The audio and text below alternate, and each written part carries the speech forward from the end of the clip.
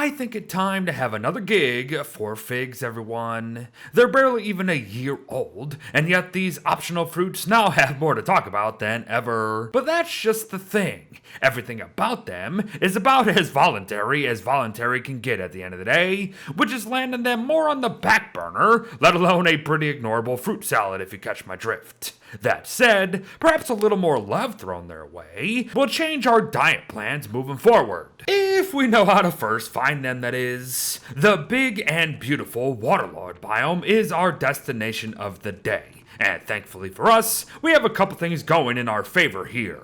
Not only will all of our worlds generate with 3 separate waterlogged biomes filled to the absolute brim with figs and the potential for more, mind, but said biomes are usually pretty darn easy to find as well.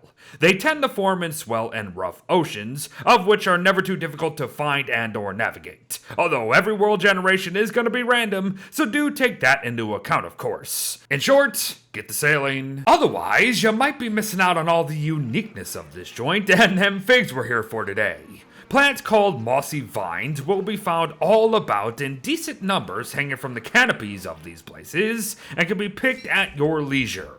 Be mindful though, if said vines are close enough to what are called strider nests, you will also be having some sea strider company that you will have to deal with potentially. Do so, however, and you will have the chance to do it again every 2.5 days, as that is also how fast figs grow back. And as an added bonus here, note that they will indeed still grow in winter. A fact that's going to be even more noteworthy soon. Or better yet, right flippin' now. For you see, we ourselves have the opportunity to quote-unquote plant our own great tree trunks essentially, and that includes their mossy vines. To begin though, we must ram one of the 3 natural trees that call this biome home in order to knock down their regrowable knobbly tree nuts. Then, using the pinch and winch needed to actually bring it out of the water, we can actually dump it right back overboard wherever we please in order to truly start the growth cycle of what are known as knobbly trees. It's going to take roughly 3 days for the nuts to sprout out of the water, mind, so during that time, you should look into crafting a bunch of tree jam here.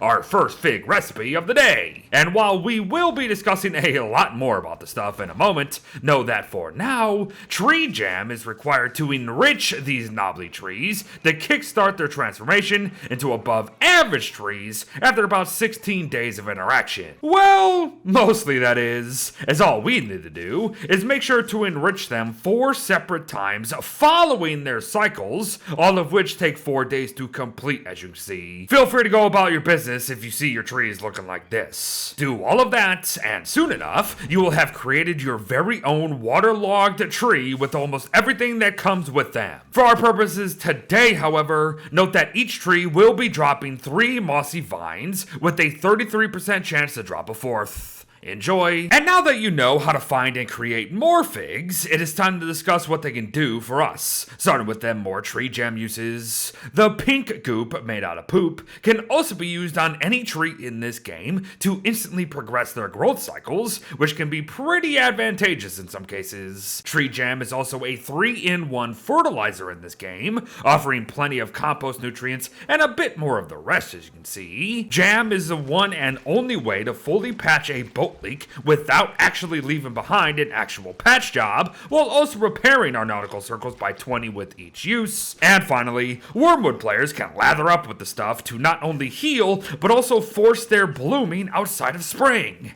And that's all not bad for an optional fruit, wouldn't you say? And we haven't even gotten to eating the dang things yet. As we've been saying all day, figs are a fruit, so Wigford players are a bit out of luck for the time being. However, you won't be missing much. Even cooked, the things only restore 1 health and 18.75 hunger, so don't even bother. But start tossing them into a crock pot, however, and things get rather interesting. Figatoni is first, and at the cost of a couple veggies and a twig as filler, all but Wigfrid will be able to enjoy its 56.25 hunger, 15 sanity, and 30 health per munch, all of which is very respectable for a veggie dish that is also very cheap. so eat up. As I'm thinking you might need the energy for your next hunt. A hunt that can actually turn into another fig meal itself with fig stuffed trunk.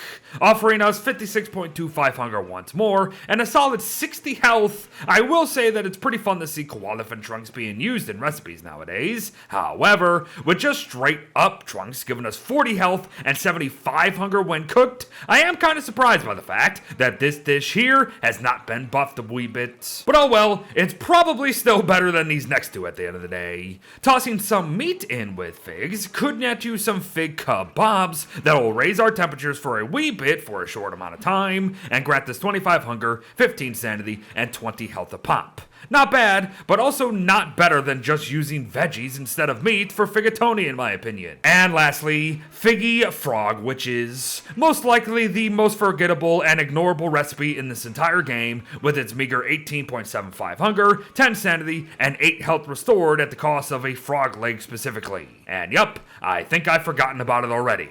But that does remind me. To end the day here comes all the stuff that Patbeer didn't and or couldn't talk about in relation to figs, like their ability to be used as lure in sea fishing rods. Now we knew of the mechanic of course, but not the specifics of their normal attractiveness for the likes of the fish you see here, their above average attractiveness of the ocean bounties before you now, and finally, their absolute insane attractiveness to Swedish fish. In fact, it is the highest attractiveness of anything in the entire game.